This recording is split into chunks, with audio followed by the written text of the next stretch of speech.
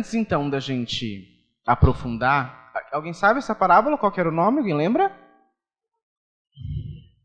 Com certeza uma das mais conhecidas, né? É dita às vezes como a parábola das parábolas. Porque assim, a primeira que Jesus conta, uma das únicas que ele explica. E por que ela é tão importante? Mas vamos dar um passo para trás. O que é uma parábola? A gente sabe o que é uma parábola? De difícil compreensão? O que mais? Que são parábolas? Metáforas. Né? Metáforas, analogias. Vamos ver o que tem lá. O que é uma parábola? A parábola é uma pequena narrativa que usa alegorias, metáforas, analogias para transmitir uma lição moral. As parábolas são muito comuns na literatura oriental e consistem em histórias que pretendem trazer algum ensinamento de vida. Possuem simbolismo, onde cada elemento da história tem um significado específico. Algumas das parábolas mais famosas são as parábolas bíblicas, especificamente as parábolas de Jesus, que eram histórias com elementos comuns da cultura daquele tempo, que tinham como objetivo ensinar coisas sobre o reino de Deus. A gente não colocou a referência, mas isso é na internet e não é um site evangélico ou nada do tipo. É uma definição praticamente materialista. E a pessoa traz esse cunho. E aí o que fica interessante é o seguinte: não é uma coisa que foi criada por Jesus ali quando ele estava contando. Era uma cultura que já existia, já era corrente, mas as parábolas contadas que ficaram conhecidas são a de quem? Por quê? Por que será que as parábolas de Jesus ficaram conhecidas? Eu não conheço outra, desculpa. Não fui procurar, mas acho que se fosse conhecida, estava aqui e a gente sabia, né? Nossa, adorei. Atemporais, ela disse. Deixa eu gritar um pouco. Atemporais. Né? Então é um negócio que ele contou, não sei, 2000 anos atrás e até agora a gente está aqui. A gente entende as parábolas? Talvez não tanto, senão esse encontro nem fazia sentido, né? Bom, ok. Já entendemos então o que são as parábolas, mas a gente tem que entender que se então Jesus contava uma parábola, alguma colega que falou que ele era o governador da terra. E dentro desse contexto, era um contexto, ao mesmo tempo, ele usava símbolos, né? Ele quer falar sobre o reino de Deus. O objetivo do Cristo é que nós tenhamos o reino dos céus nos nossos corações. Então, com as parábolas, é um dos recursos que ele se utilizou para explicar para a gente como chegar nesse reino de Deus. Então, é pegar um conceito que para nós é abstrato, o reino dos céus, o reino de Deus, e tentar materializar isso para que nós entendêssemos. A gente entendeu?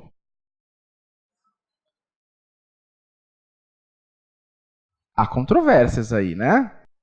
Olha lá, ó. Por que Jesus falava por parábolas? Os discípulos perguntaram para ele, né? Aproximando-se os discípulos, perguntaram-lhe: por que lhes falas em parábolas? Jesus respondeu: porque a vós, aos discípulos, foi dado conhecer os mistérios do reino dos céus, mas a eles não.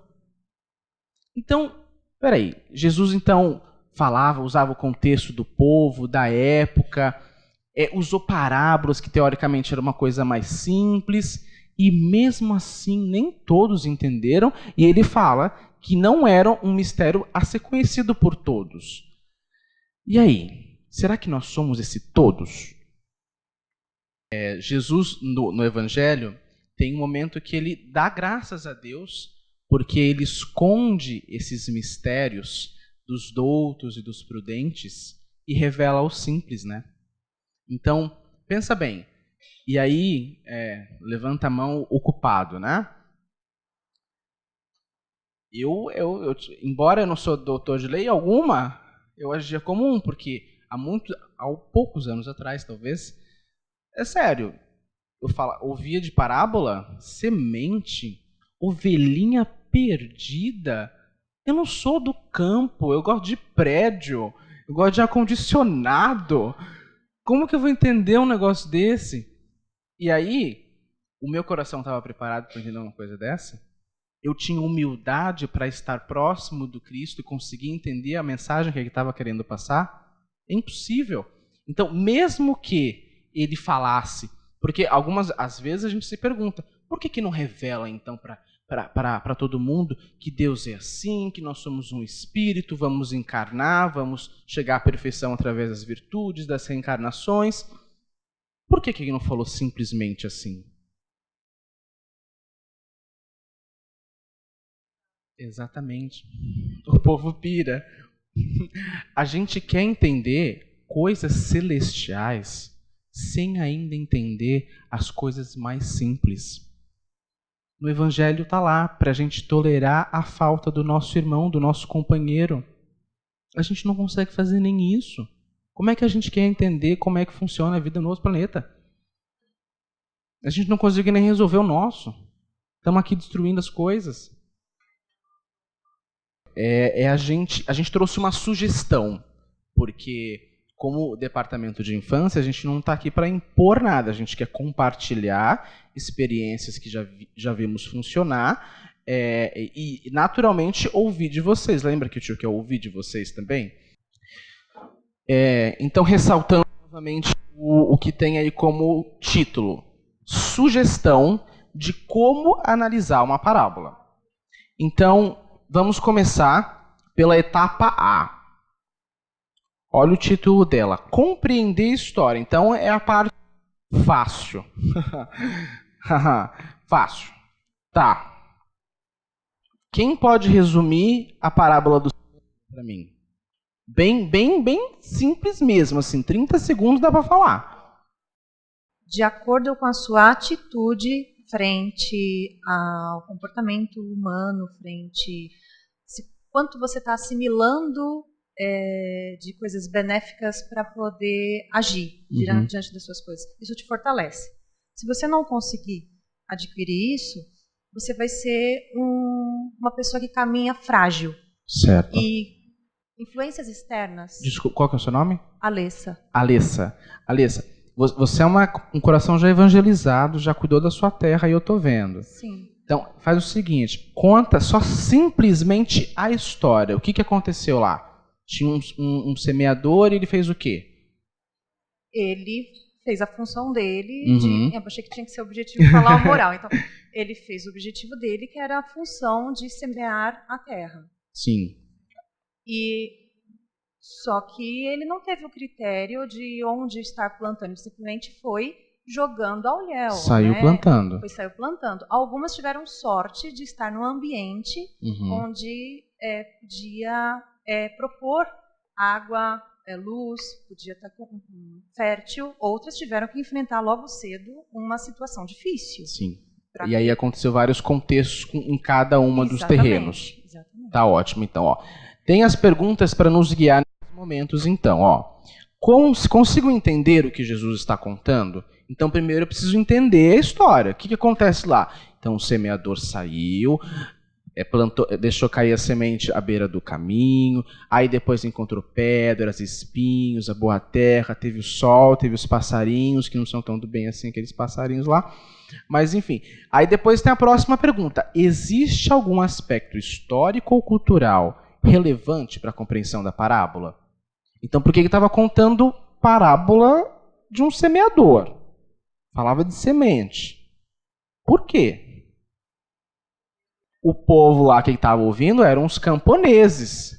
Né? Os camponeses eram o quê? O camponês é aquela pessoa que entende de planta. Mais do que ele entender de semente, não tem.